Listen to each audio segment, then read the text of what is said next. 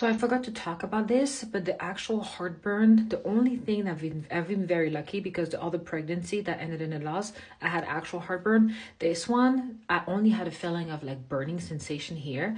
And the reason I don't talk about it because it only comes if I haven't eaten in a few hours or if a food triggers it, which is rare, but it does happen. I take Tums and it goes away. So it's very, very rare. It's not every day. It's not a real heartburn, burning sensation. It's really just here in my throat.